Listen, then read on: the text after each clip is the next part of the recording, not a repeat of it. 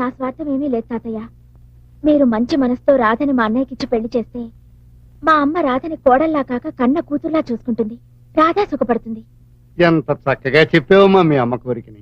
తాతయ్య, ఎవరి కోరికలు ఏవైనా పెళ్లి పేరుతో రాధనంత దూరం పంపించడం మాకెవరికి ఇష్టం లేదు. నీ ఇష్టం ఎవరు అడిగారు తల్లి? మేము ఇలా నోరు తెరిస్తే చాలు అడ్డుపడ్డమని నీకు అలవాటైపోయింది. ఎవరు అలవాట్లేమిటో నాకు తెలుసు. ఇంతకు రాధను అవినాష్కిచ్చి పెళ్లి చేయాలి, అంతేగా? గ్రేట్, కరెక్ట్ తాతయ్య. ఈ రోజు మంచి రోజని మా అమ్మ పట్టు చీర నగలు పంపించింది. చా, రాధ ఊళ్ళో లేదు, ఉంటే నేనే స్వయంగా ఇచ్చేవాడిని. సో రాధకి బదులు తాతయ్య మీరే తీసుకోండి. Take it.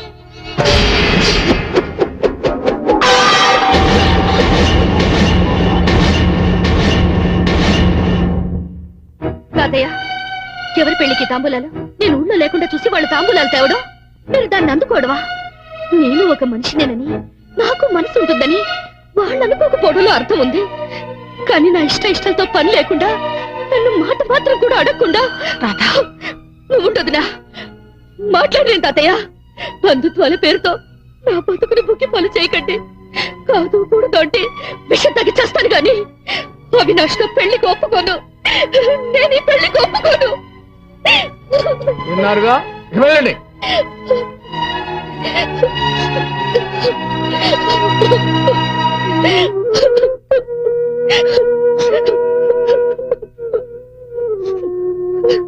రాధా,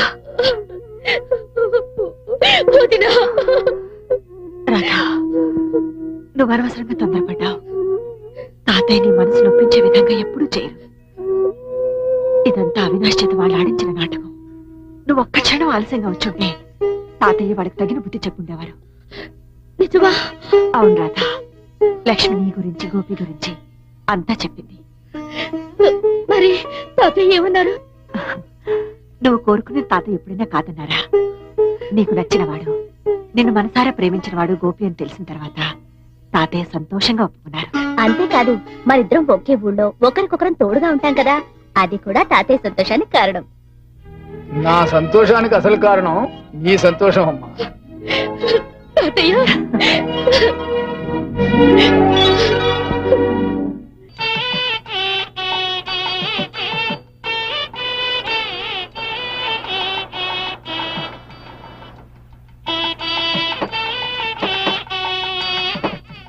నమస్కారం తాతయ్య గారు. సత్యం, మన వాళ్ళందరూ వచ్చారా? అవును, పెళ్లి కొడుకు ఎక్కడా? పెళ్లిలో రాధకు మువ్వల పట్టీలు ప్రజెంట్ చేస్తానన్నట. తేవటం మర్చిపోయాడు, తీసుకురావటానికి వెళ్ళాడు. ఈలోగా మీరు వెళ్ళి భోజనాలు కానివ్వండి. పదండి పదండి. ఏం మోహన్ రెడ్డి, నువ్వు కూడా ఆలస్యంగా వస్తే ఎలా? పద పద. రాధా, నిన్ను చూస్తుంటే ఎంత ముద్దొస్తున్నావు తెలుసా? నాకైతే బుగ్గలు కొరికేయాలనిపిస్తుంది. అలా అయితే నువ్వు బావగారి దగ్గరికి వెళ్ళు. మీ అక్క చెల్లెళ్ళు సరసం చాలు గాని పెళ్లివారు వచ్చే వేళ అయింది. మీరు మాట్లాడుతుందండి. నమస్కారం. బాగున్నారా? ఇప్పుడే వస్తాను.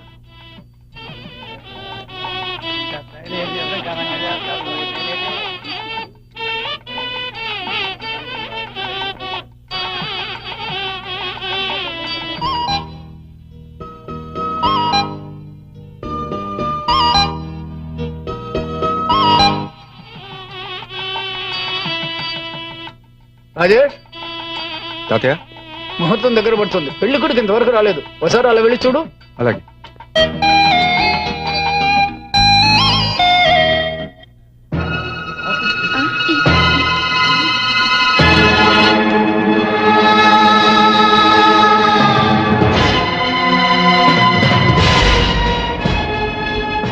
అయ్యగారు, ఏటొడ్డు కొట్టుకొచ్చిందండి శవం. పెళ్లి బట్టలు చూసి అనుమానం వచ్చి ఇక్కడ తీసుకొచ్చామండి.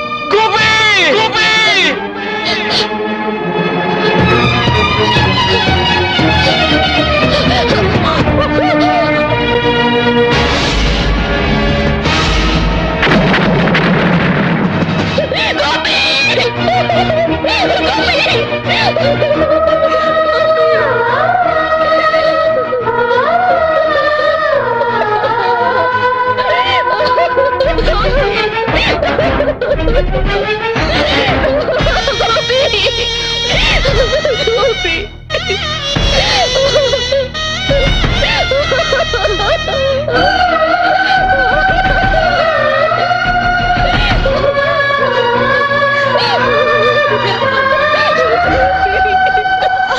ఇది ఆకాశంలో భూకంపం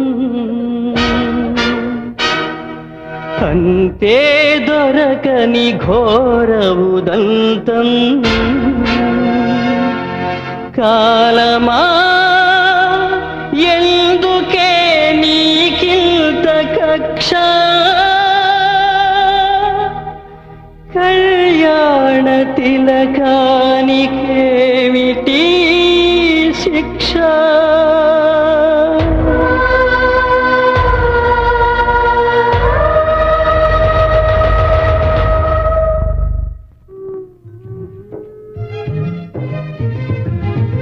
అల్లి దిల్లి ఆటలతో అర్థం తెలియని మాటలతో ఒకరికొకరుగా పెరిగాము ఇప్పుడిద్దరం ఒకటై నిలిచాము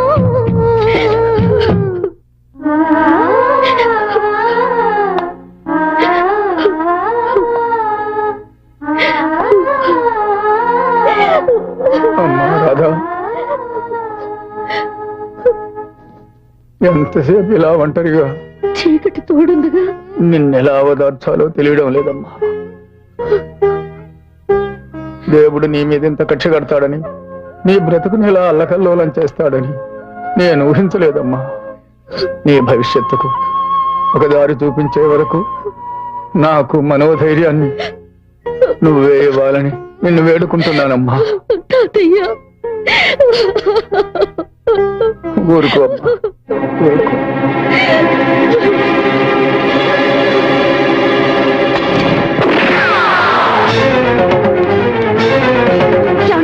వదులుతాంట.